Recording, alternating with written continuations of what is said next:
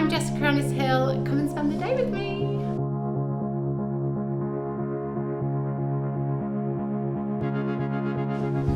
My javelins from back in the day.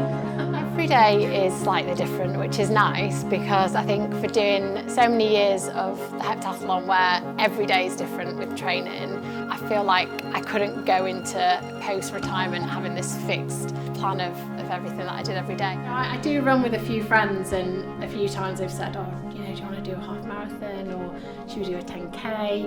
And I just don't feel like the desire to be like competitive in that way anymore. Firstly, like I would not want to be beaten. I think the last time I was like competitive was at the Rio Olympics, and that was such a high, like nothing was ever going to top that. The first year that Reggie started school, they cancelled the parents' race, so they stopped doing a parents' race, so I never had the opportunity to decide whether to do it or not. I think the kids would just be embarrassed if I did it. I'll just do my little workouts and my runs and yeah, no competitions. I think it's really important to like keep strength work going and keep strong. I like doing hill runs because I know that that's just a really good way to just, get your cardio going, get your fitness up. I do track lots of things on my watch, so it does track steps and my workouts and everything. I think it does give you that added bit of motivation. When I had my son and then I went back to competing, I never compared myself to my previous self. You've got a reference that you can look back on and understand how it's changing, then that's just a really powerful piece of knowledge to have as you go into different phases of your life.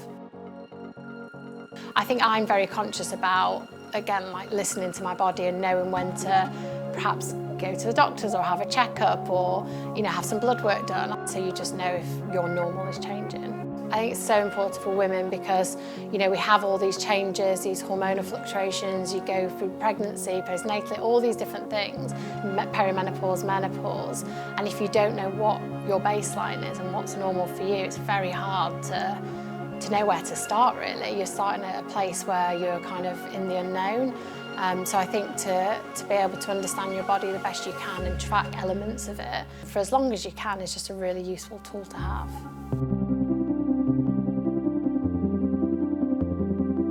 Before I had kids, obviously I would have said Olympics, getting married, like those were like my pinnacles. But as soon as Reggie and Liv were born, like it's just on another level. Like everything you've achieved or done before can't even compare to like how you feel and like the emotions you have when you have your kids for the first time. I always knew that I wanted kids, and I don't think anyone can like prepare you for what it's going to be like. It's like a whirlwind of just crazy stuff going on all the time, but it honestly is. It's like the most rewarding and amazing thing because you get these two little crazy beings growing up and changing all the time, and all the activities we do and all the memories we've created already. It's it's very special.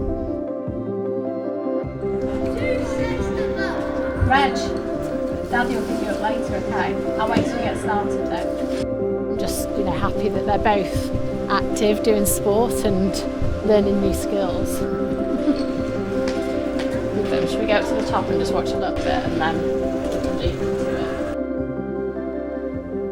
I'm just so proud of him. He's just, so confident. Does he ask you for advice before? No. Does he not? He doesn't think I know anything. He's like, oh, what do you know, Mum?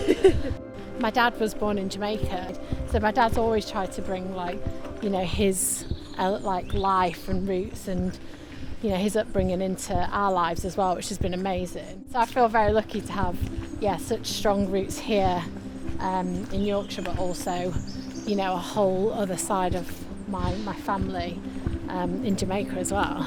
I'll always be a Yorkshire girl.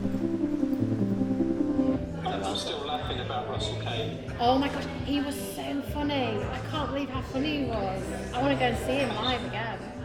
I love the variety of what I do, so I get the opportunity to meet some great people from different sports and do the commentary and punditry with the BBC, and I do a lot of work with the charity here in Sheffield and drawing kind of attention around children's mental health and just projects like that I feel really passionate about and feel that I can use like my name and my platform to reach out a little bit further and make a difference. And now we are going swimming, aren't we, Liv? You've got your swimming lesson. Second activity, here we come. So what have you done at school today? We tied some knots. Mm-hmm. I've not really much going on today. Oh, just tied some knots. I think the hardest thing is probably the guilt you feel. I think as a mum you're always just, and as a dad as well, you're always trying to do what's right for your kids and your career and trying to juggle everything. I think I've been very fortunate to have had a fantastic career doing a sport as my job for so many years, and being at the top of that, which is not easy to do. And then I feel like now I've got a lovely little family and getting to enjoy new experiences with them and seeing what trajectory their life is going to go on, and been part of all of that. So I think the most important thing now is, I think for a lot of people as well, just to be really present and just soaking up everything, because life changes in like an instant. Even then you still always have like that little pain of guilt if you have to work, or if I'm away a little bit, or then you're with them all the time, you feel like they've got too much of your attention and they're becoming rounded individuals, and there's always something to worry about. But I think that's just life as a parent. Just very conscious that I want to just enjoy as much of it as possible. So that's my day. Thanks for joining me. I'm off home now to cook some tea for the kids. See you later.